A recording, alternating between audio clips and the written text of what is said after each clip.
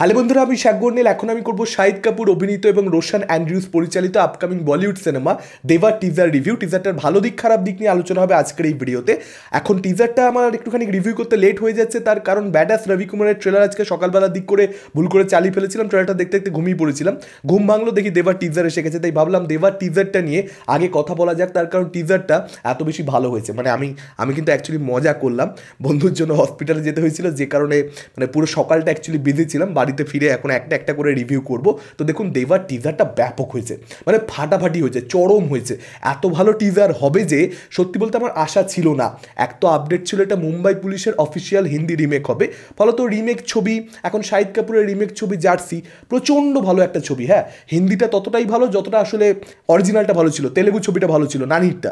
এবার সেই জিনিসটা একটা আমি জানি যে এই রিমেকটাও, হিন্দি রিমেকটাও ভালোই হবে, কিন্তু এখন যেটা জানতে পারা যাচ্ছে মুম্বাই পুলিশের যে অফিসিয়াল রিমেক হবে সেটার কিন্তু কোনো ধরনের কনফার্মেশন নেই। এরকম আপডেট প্রিভিয়াসলি ছিল, কিন্তু এখন কিন্তু জানতে পারা যাচ্ছে, আমি যে সার্চ করে দেখলাম তাতে করে রিমেক নাও হতে পারে। এবার রিমেক কি রিমেক না সেটা দেখা যাক। মেকাররা নানান ইন্টারভিউজে এলে তারা এটার ব্যাপারে পরিষ্কার করে দেবে, খোলসা করে দেবে। তারা হতে পারে এরকম যে অ্যাডাপ্টেশন, হয়তো অনেক কিছু চেঞ্জ করা হয়েছে, কারণ তারাও কোথাও এটা রিয়েলাইজ করেছে হিন্দির বক্স অফিস দেখে যে রিমেক ছবি করলে একেবারেই পাবলিক সেটা নিচ্ছে না। যদি রিমেক হয়, রিমেক বলে দেওয়া বেটার আমার মতে, তার কারণ প্রথম দিন পাবলিক যাবে দেখতে এবং তারপর কিন্তু বেরিয়েই যাবে আফটারঅল যেটা রিমেক ছবি, এটা অলরেডি দেখে ফেলেছি আমরা, ফলত দেখতে গিয়ে কোনো কাজ নেই। এই কথাটা বেশিক্ষণ কিন্তু চেপে রাখতে মেকাররা পারবে না, প্রথম দিনই এটা বেরিয়ে যাবে। এখন টিজারটা নিয়ে যদি পার্টিকুলারলি কথা বলি, টিজারটা ভাই মানে টিজারটাতে শাহিদ কাপুরকে যা লাগছে, শাহিদ কাপুর যেরকম পারফরমেন্স দিয়েছে, মানে একদিকে শাহিদ কাপুরের আমরা একটা ডান্স দেখতে পাচ্ছি এবং তার সঙ্গে সঙ্গে আমরা দেখতে পাচ্ছি অ্যাকশন সিকোয়েন্সেস, ওই দৃশ্যগুলোকে, অ্যাকশনের দৃশ্যগুলোকে এবং নাচের দৃশ্যগুলোকে ইন্টারকাটে রেখেছে। এবং যেভাবে টিজারটাকে ডিজাইন করেছে, মানে সিরিয়াসলি বলছি, অনেক টিজার আমরা দেখতে পাই যেখানে কোনো ধরনের ডায়লগ থাকে না, জাস্ট আমরা কিছু র্যান্ডাম সিনস দেখতে পাই। এবার যারা এই ধরনের টিজার ডিজাইন করতে চায় তাদের জন্য দেবার যে টিজারটা সেটা একেবারে আদর্শ। মানে দেবার টিজার বুঝিয়ে দিচ্ছে যে কীভাবে ডায়লগ ছাড়া টিজার ডিজাইন করতে হয়। চমৎকার, একটা ডায়লগ নেই, তা সত্ত্বেও টিজারটা আপনার বারবার দেখতে ইচ্ছা করবে। এবং টিজারটার মেইন জায়গা হচ্ছে শাহিদ কাপুরের পারফরমেন্স, যেরকম সে নাচছে তার সঙ্গে সঙ্গে অ্যাকশন দৃশ্যগুলোতে তাকে সেই রকম ব্যাডাস লাগছে। শাহিদ কাপুরকে মানে দুর্দান্ত স্ক্রিন প্রেজেন্স, এবং শাহিদ কাপুরকে এমন সমস্ত এক্সপ্রেশন দিতে দেখতে পাওয়া যাচ্ছে, বেশ কিছু জায়গাতে কিন্তু আপনার কবির সিংয়ের কথা মনে পড়বে। আমি দেখছিলাম টিজারের কমেন্ট বক্সে প্রচুর কমেন্ট পড়ছে কবির সিং পেরে এসেছে, যাবতীয় হিন্দিতে লিখছে আর কি, এবং সেটা সত্যিকারের, মানে যে দেখবে তার কবির সিংয়ের কথা মনে পড়তে বাধ্য, এবং সেটা কিন্তু অডিয়েন্স এনজয় করছে।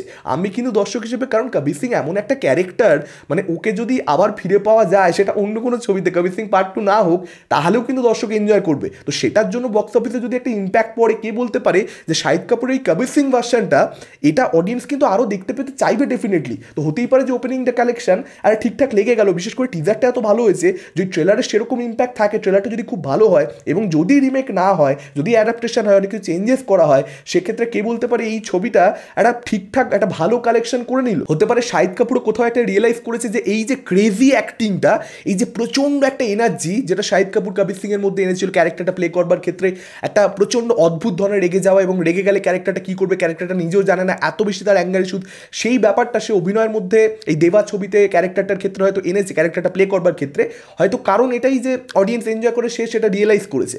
এখন সেটা কতটা বেশি আলাদা হয় কবির সিংয়ের থেকে, কারণ at the end of the day আলাদা ছবি, আলাদা ক্যারেক্টার। এখন ছবি দেখলে আমরা বুঝতে পারবো, ট্রেলার দেখেও আসলে এটা বোঝা যাবে না যে এখানে শাহিদ কীভাবে ক্যারেক্টারটাকে প্লে করেছেন। এটা দেখবার জন্য আমি সত্যি বলছি, টিজার দেখবার পর এই ছবিটা দেখবার জন্য আমি প্রচণ্ড বেশি উৎসুক হয়ে উঠেছি। এবং টিজারটা যদি আপনারা ভালো করে লক্ষ্য করে দেখেন, একটা সময় পরে কিন্তু মিউজিকের মধ্যে আমরা দেখতে পাই এলিভেশন আসছে।